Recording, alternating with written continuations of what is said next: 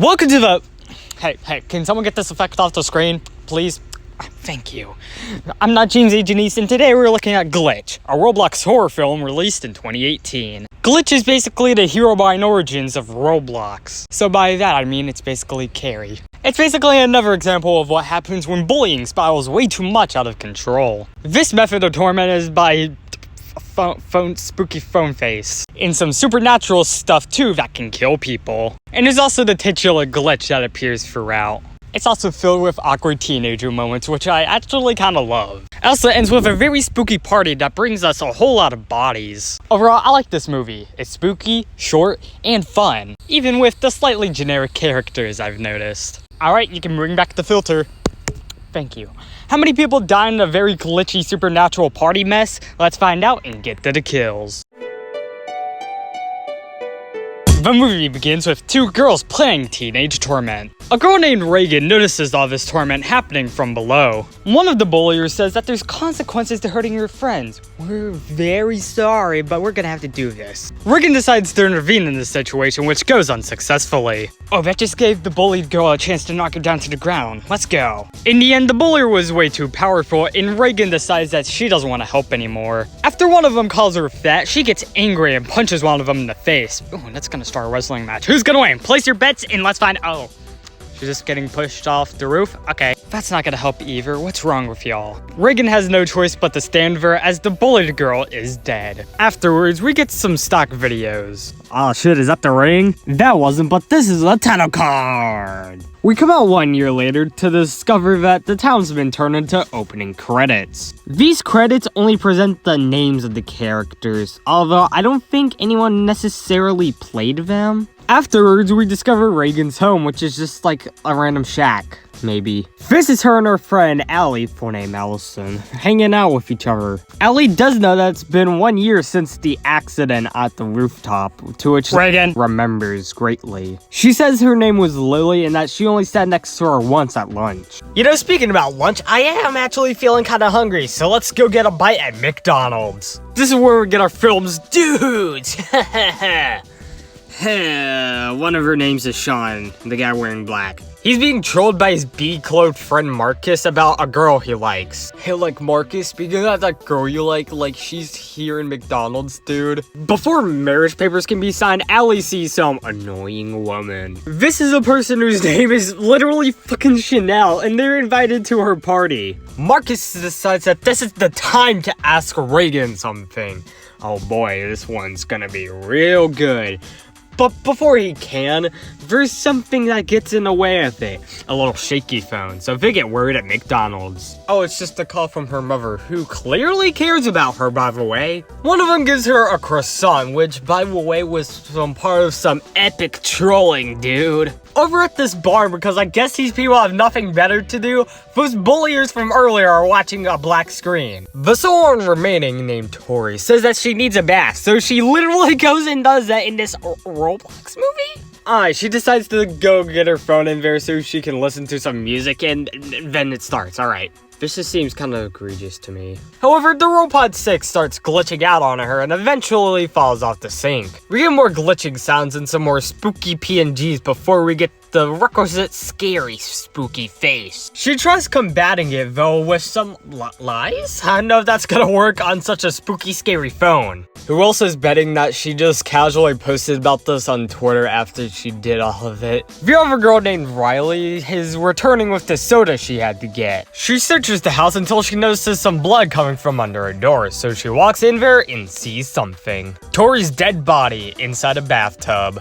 Yeah, that glitchy stuff's a mess. It gets Riley with some light and some very spooky visions. Eventually, she just slips and falls down the entire flight of stairs. She does manage to claw her way into her car, telling it to start, in which it actually does, and she starts riding down the road. Eventually, the force traps her in and moves her car over to a bridge. It makes her get out, and the car starts getting a mind of its own. The final contributing factors to this are some zoom-in shots and an ultimate black screen. Later, we can confirm that both of them are in fact dead, including Riley, so I'm gonna counter right now. Oh yeah, they were murdered. Reagan does notice some things in the news broadcast. The night that happened, two girls had pushed Lily off the roof.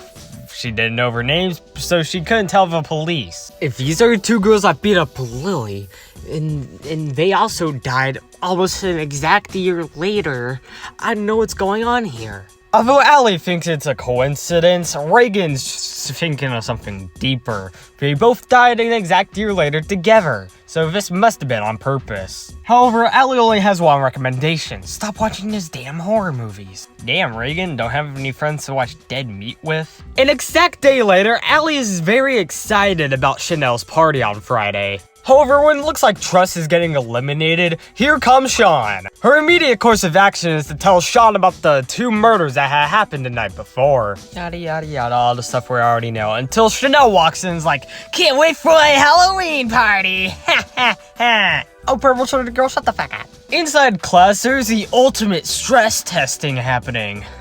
Until Reagan's phone starts glitching out of nowhere. Oh, is this how girls normally text teachers? Because of the glitched up text, Reagan's gonna have to go up to the principal's office. What the hell indeed? A bit later, the teacher gets texted, are you sure it was her? It starts making her think differently, but the door is locked. Something controls the panels to be going at full ramming speed into the teacher's arm. She also gets thrown. Afterwards, she gets lifted up into the air, where she is dropped and ultimately killed. This is unexpectedly one of the bloodiest deaths in the movie. Reagan gets home later that day to tell her mom about the 3-day suspension. She says she had her phone on her, but she swears to the word fizzle that she didn't send it. But Allie believes her, thankfully. While she sits down on the couch, she gets a call from her friend Sean to meet him at the diner. He then starts off his confession, which goes smoothly until it doesn't. Because Reagan makes the dumb mistake to tell him that she likes him as a friend, which makes him all sad. Party's run, let's go home. Chanel and her friends, who I still don't remember the names of, are very satisfied about this. Thankfully, she has enough trust in her friends to tell them about what happened immediately. And she tells her about, the whole debacle. After Allie lays out some secrets on the audience, she decides that she has to go. And Reagan decides that she has to take a bath. Outside what? His own home? Somebody else's home? Sean's all sad because of it, and Reagan is too. Luckily, Reagan is sorry about what she said and tells Sean to meet her at the diner after school. Afterwards, she watches the epic Horror Stories 2 before her screen glitches. She gets spooked by a noise she hears downstairs, so she decides to go and inspect. Turns out just a bit of static TV with a bit of YouTube stock video in between. And the occasional live leak video. When Allie gets there, Reagan tells her about the weird video that was playing on the TV. It looked like Lily as a kid and of course showed the video of her dying. Allie has the suspicion that Reagan might be seeing things, to which Reagan somehow agrees with? Also, I have just one question.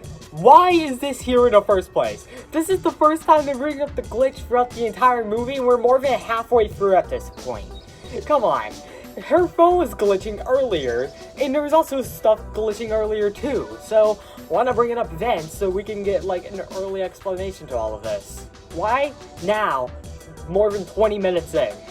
She also brings up stuff involving the very tragic miswording with Marcus at the diner. After resolving that, barely, she asks what she's doing there and why she's banging on her door. It's because Allie just needed her phone. But then she remembers the detail about Allie saying if he said anything else at the diner, so she has one question to ask to this Allie. When's my birthday? August 17th. She can't answer that question because it turns out she's not actually Allie. She's Lily in disguise because now Lily is the glitch. It then leads to multiple horrifying, spooky scenes. She throws her freaking phone at the glitch and misses horribly, so now that phone's gone. Eventually, she spots Jason's machete and decides to not throw it at the glitch and instead at the TV, which causes the glitch pain. The next day at school, Allie says that her birthday is November the 15th. Shirley does this to explain to Allie that Lily came to her house and now she's like a glitch, but she attacked me and I stopped it. And I think she might be coming after you and that she came for the TV. Luckily, she knows what her weakness is. She's connected to all the phones and TVs, so we need to destroy them. Allie doesn't believe it, so she gets Sean instead. He tries to console her by saying that these sort of things can happen after traumatic events. However, Reagan still says that she's gonna kill us all. Sean's also scared because of that and the text messages she sent to him yesterday. However, she denies sending those messages and therefore make a bigger mistake. Even worse, all of this happens before the big party. So then they bump in and we see that it's a very happening place with lots of conversations going on. Who decided it was a good idea for this one background extra to have a face like that? While there, Reagan tells Allie to get everyone out of the party because if she doesn't, everyone's gonna die.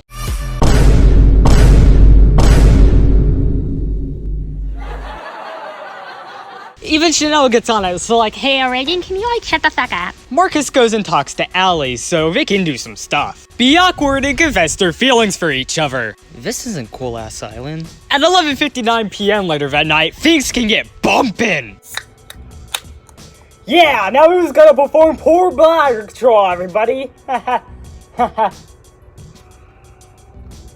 aren't any of you laughing?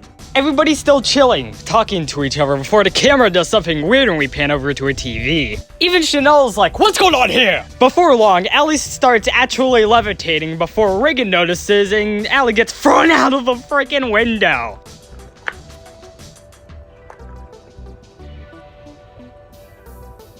Now that wasn't in the original party plans, okay?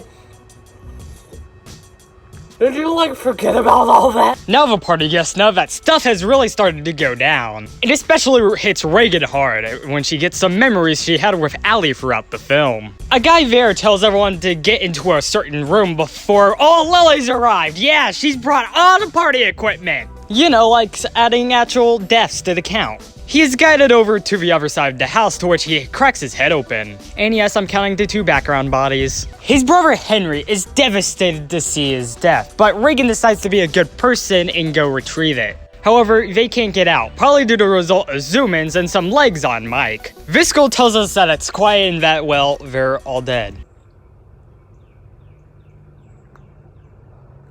What are y'all doing? Oh my god, how many bodies are in that shot? Oh god! I see 12 bodies here. Remove the 4 we've already counted and that makes it in total, so we're gonna be adding 8 to the count to square it all up. After Henry fails miserably to get Mike up, we cut to a door where we can see 2 more hallway bodies. Henry goes up to a door only to figure out that it's been locked. While he's trying to open the outside doorknob, he just all of a sudden screams. That's only because his arm has been cut off by Lily. Oh my god, that was cool. The girl who was with him, who we only now know as Angel, also dies here too, as we hear her scream. When Chanel asks Reagan what they have to do, she just says, well, we're connected to phones and TVs, so just destroy all of those and we're good. While they try to dig into this, Marcus is just reeling over the loss of Allie. A little bit later, Reagan tells Sean something that he should probably know. She tells him that she's sorry for lying about her not liking him as more than a friend. Oh, that's sweet, and then they kiss.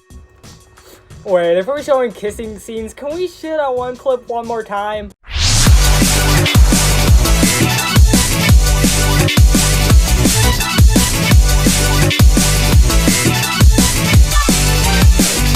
But also at the same time, I would have shown. Abe, you know what you have to do. You're right. A bit later, it reaches 1:28 a.m. During the night, they heard a glitch, so they go and send Isabel up to do it. Oh yeah, but would I also like to mention that she gets stabbed and killed off screen because we can hear stabbing sounds and screaming? I'll also put Chanel on the count now too, because she goes searching for Isabel and gets killed the same way. Damn you birds! There's only one plane left. Kill her.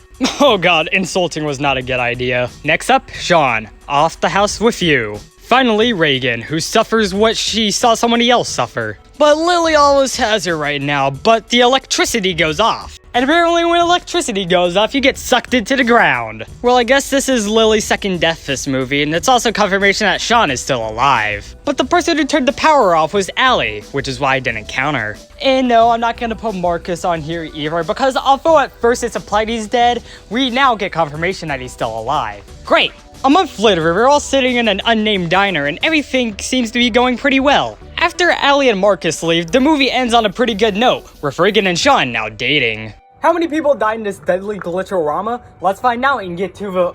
Oh, I still have some of this left? Alright, party's ended, but it still isn't good to waste, so...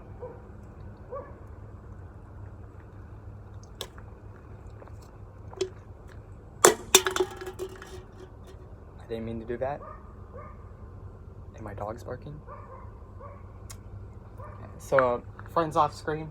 Please ignore that. What do I do now? Great. Alright, I think it's shut up. By my count, there were 23 kills in Glitch this time around. The victims consisted of 4 men, 2 unknowns, and 17 women, giving us our second 3-to-1 ratio woman this year. That's basically a 3-to-1 ratio. And the third 3-to-1 ratio woman we've had in the last 365 days. Bug, can you shut up? With a run time of 41 minutes, that left us with a kill on average every 1.78 minutes. I'll give Amethyst Flamethrower to Henry Jones. His arm gets cut off. That's pretty cool, I think. Although the teacher should get an honorable mention too. And honestly, I'll give Broken Pistol to the 2 bodies we see in the hallway. What were they even doing there? And that's it. Glitch was released in 2018 and so far has had many fluctuating counts on its kills. Next up will be the long-awaited Time Heroes Recount, coming out August 17th. But until then, I'm not James A. Janice. This has been the parody. And I'm just popping in as like a head down here for the outro. Thanks a lot for watching this parody. Yeah, like I said, Time Heroes should be next. That one's been in production for many months at this point, so y'all are gonna enjoy that one. I hope you enjoyed the Killer Bean stuff we had this month. I actually literally planned that out long before in advance. And I literally did this episode in June before a lot of the June episodes even had a chance of coming out, including Roblocalypse Undead City. I think that's pretty interesting. But yeah, as always, I should probably say thanks for watching. Bug, if you don't get out of here, I swear to God.